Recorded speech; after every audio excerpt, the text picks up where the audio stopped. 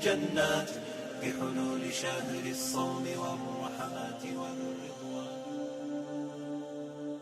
لاہور میں ایک طیارہ پرواز کرنے لگا تو دو بچے اس کے پہیوں میں بیٹھ گئے اس شوق میں کہ ہم بھی بیرون ملک دیکھ آئیں، لیکن ابھی وہ نچلی پرواز میں تھا کہ ہوا کی مزاحمت اتنی ہوئی کہ وہ اس مزاحمت کو برداشت نہ کر سکے اور گر پڑے اور ان کی موت واقع ہو. یہ اخبارات میں آپ نے دیکھا، ٹیلی ویژن پہ آپ نے دیکھا.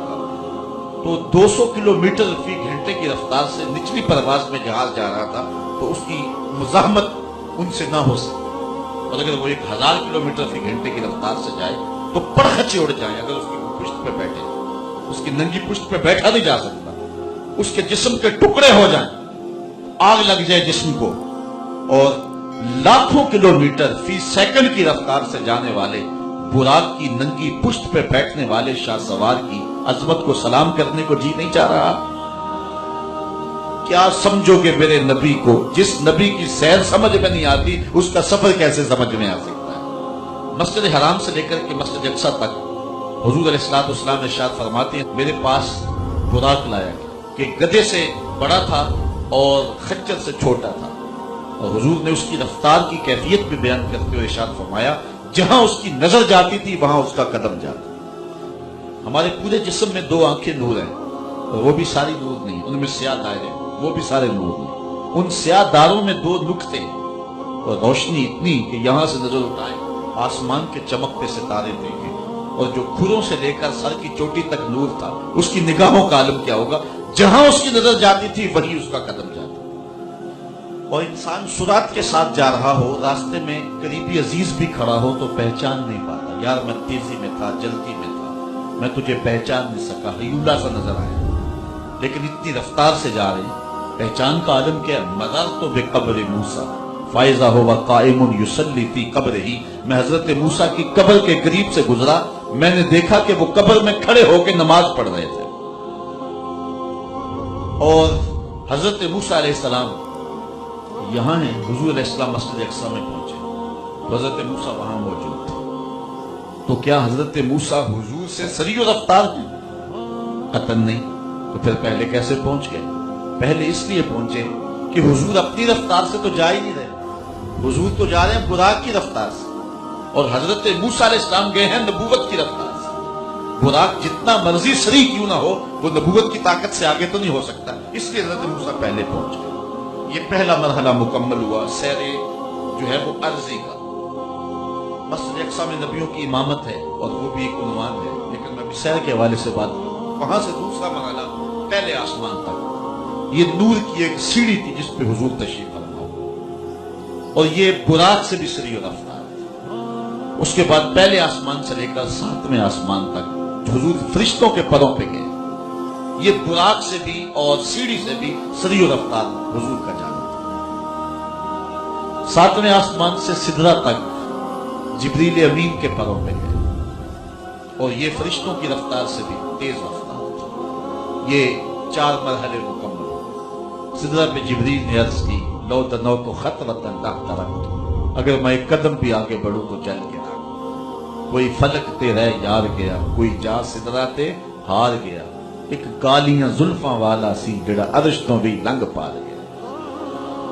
وہاں رکے، پھر ایک سبز نوری تخت آیا جس کا نام رف رف بتلایا گیا. حضور اس کے اوپر تشریف فرما. اللہ اکبر. پھر ایک وقت آیا کہ رف رف کی بھی منتہائی پرواز آ. اب حضور علیہ السلام جلال و حیبت کا سامنا تھا، جمال و رحمت ابھارتے تھے. اب تھے نا اب کے حضور جا رہے. آواز آئی ادنو منی یا احمد، پیارے رک کیوں گئے ہو، آگے آؤ. پھر ایک قدم اٹھا، مسجد حرام سے لے کر مسجد اقصی تک براق پہ، مسجد اقصی سے پہلے آسمان تک نور کی سیڑھی معراج پہ، پہلے آسمان سے 7ویں آسمان تک فرشتوں کے پروں پہ، 7ویں آسمان سے سدرہ تک جبریل امین کے پروں پہ، سدرۃ المنتہا سے نہ جانے کہاں تک رف رف پہ. ان 5 مرحلوں میں کل جتنا فاصلہ طے ہوا تھا ایک قدم میں اتنا فاصلہ طے ہو گیا. یہ ہے حضور کی رفتار کا حال. یہ آواز آتی گئی، حضور قدم اٹھاتے گئے. اعلی حضرت کا اسلوب دیکھیے، بڑا محمد قریب و احمد، قریب آ سرور ممجد، نثار جاؤں وہ کیا ندا تھی، وہ کیا سما تھا، وہ کیا مزے تھے. پھر بڑھتے گئے، کہاں تک گئے؟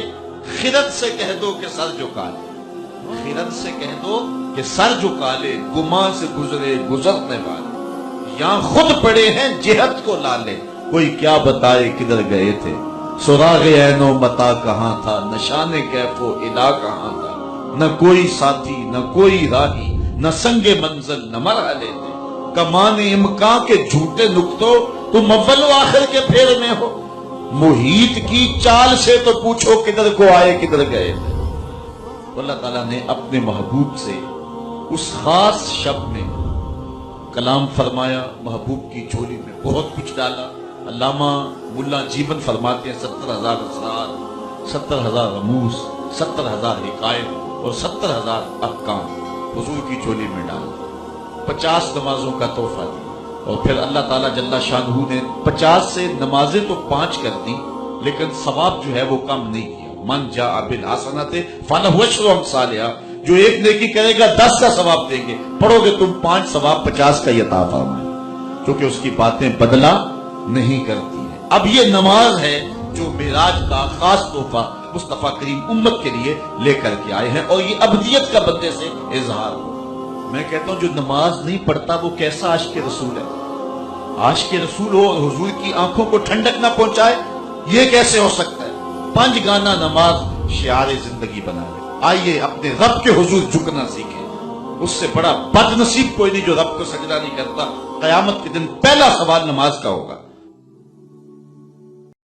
ندخل الجنات بالريان يا رب فاجمعني بكل الصحب والأحباب واكتب لنا أن ندخل الجنات بالريان روح تلألئ في السماء تجلل الرحمن وتعظم المولى القدير وتعبد المنان وتحفز النفس الكريمة تبتغي الجنات بحلول شهر الصوم والرحمات والرضوان روح تلألئ في السماء تجلل الرحمن وتعظم المولى القدير وتعبد المنان وتحفز النفس الكريمة تبتغي الجنات بحلول شهر الصوم والرحمات والرضوان